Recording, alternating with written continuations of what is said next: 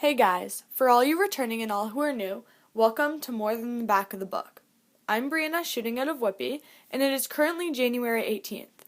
I am here to help you with the breakdown of some of the books we'll be reading during our exciting, excruciating long high school years.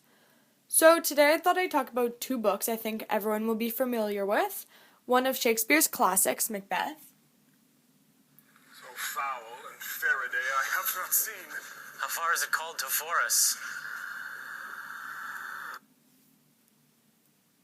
And F. Scott Fitzgerald's The Great Gatsby. I knew you looked familiar. Having a good time, old sport? Oh, the whole thing's incredible. I live just next door. He sent me an actual invitation. Seems I'm the only one. I still haven't met Mr. Gatsby. No one's met him. They say he's third cousin to the Kaiser and second cousin to the devil. I'm afraid I haven't been a very good host, old sport. You see, I'm Gatsby. Alright, so if any of you have read these books, you'll know that there's a big difference between the stories. Although there are a couple things that connect the two, such as theme, and many of their human concerns. Just as Napoleon Bonaparte says, great ambition is the passion of a great character. Those endowed with it may perform very good or very bad acts. All depends on the principles which direct them. So two characters that can be very well described by this quote are Macbeth and Gatsby, both being seen to be very ambitious in their own different ways. To crack down on more specific similarities and differences between characters in these books, I will indulge you with some of the writing straight from these magnificent authors themselves. They met me in the day of success, and I have learned by the perfectest report that they have more in them than mortal knowledge. When I burned in desire to question them further, they made themselves air, into which they vanished. Whiles I stood wrapped in the wonder of it, came missives from the king, who all hailed me Thane of Cawdor, by which title before these weird sisters saluted me, and referred me to the coming on of time, with Hail, King that shalt be. This have I thought good to deliver thee, my dearest partner of greatness, that thou mightst not lose the dues of rejoicing by being ignorant of what greatness is promised thee. Lay it to thy heart, and farewell. So this occurred after Macbeth's first meeting with the three supernatural witches, as he writes to Lady Macbeth to tell her about what happened. This news lights a fire in him that develops a goal that is continued throughout the book, which is his fight to become king. At this point, both Macbeth and his wife, Lady Macbeth, decide that they will do anything to ensure Macbeth reigns in his position. Similarly, Gatsby as well has a position he sees himself to reign, although instead of being king, he wants to win back the heart of his teenage love, Daisy Buchanan. I wouldn't ask too much of her, I ventured. You can't repeat the past. You can't repeat the past, he cried incredulously. Why, of course you can. He looked around him wildly, as if the past were lurking here in the shadow of his house, just out of reach of his hand. I'm going to fix everything just the way it was before, he said, nodding determinedly. She'll see. He talked a lot about the past, and I gathered that he wanted to recover something, some idea of himself, perhaps, that had gone into loving Daisy. His life had been confused and disordered since then, but if he could once return to a certain starting place, and go over it slowly, he could find out what that was. Now to begin our compare and contrast, you can pick up that both Macbeth and Gatsby's determination and ambition connects them. Both believe that they will be able to reach their goals, which is becoming king for Macbeth and winning the heart of Daisy for Gatsby. And in this journey to get there, they will conquer any opposing forces or threats.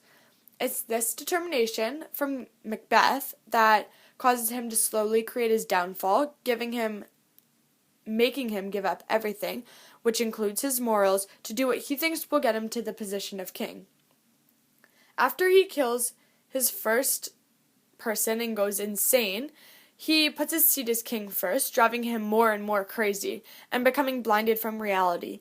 In this same push of determination, Gatsby continues to throw elaborate parties and bathes in wealth, hoping that one day Daisy will fall back into his arms. Despite being told by Nick that this is not realistic, he continues to fight for her heart. Secondly, there are similar attributes between Lady Macbeth and Daisy as well.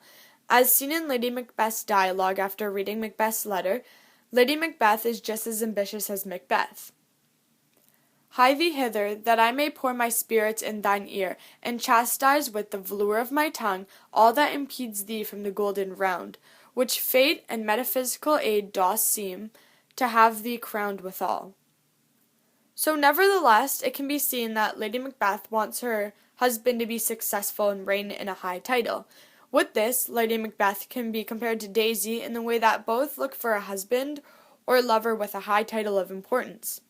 Daisy's husband, Tom Buchanan, is rich, honorable, and a titled man, but as Gadsby works his way up, Daisy starts to show interest in him again.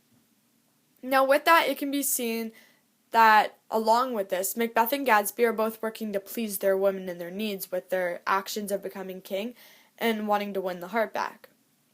As a last similarity, Macbeth and Gadsby's best friends also show some similarity. As Nick tells Gadsby not to expect too much from Daisy and how the past can't be repeated, he shows that unlike Gadsby, he's very open-eyed and sees the harsh reality of the situation. Like-minded, Banquo, Macbeth's best friend, tries to share a similar argument with Macbeth.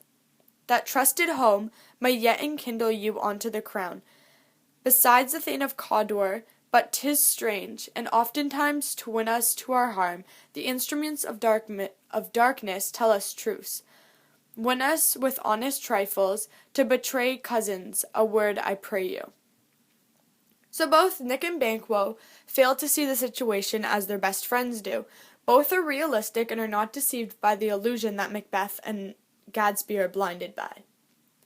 So as for differences, there's a difference between Lady and Macbeth and Daisy. That could have been an attribute to the actions of Macbeth and Gadsby. Lady Macbeth, as seen earlier, knew very well that without some kind of push, Macbeth would not do what they thought was needed to reach the crown, which was kill. This caused Lady Macbeth to be very dominant in the relationship, pushing Macbeth to make his first kill of killing Duncan. Daisy can be seen as a contrast. Although she told Gadsby about her love for him and how she wished she could be with him, she never spoke above Tom. Even when they were in a room together and she was given the chance to confess her love, she still would not speak up. Lastly, there's a difference between the humans or characters, going back to Macbeth and Gadsby. Although both are ambitious, each is determined for something different and will do different things to achieve it.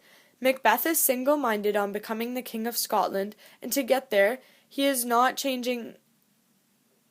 only changing his morals, but he is exceeding to kill those in his way. On a completely different scale, Gadsby's big achievement is to win the heart of his teenage love, which is Daisy, by reaching a life of wealth and riches. On his journey, Gadsby keeps his morals and manners, never thinking of murdering someone to get what he wanted. But even though he didn't kill, he did incorporate himself in some legal matter, but they were both shooting for something different. Macbeth's was for himself and Gadsby's was for someone else, along with himself, but not as much him. So, alright, I hope this helps you somewhat in your reading and contrasting the differences and similarities between the characters in The Great Gatsby and Macbeth. Thank you for listening and have a great night.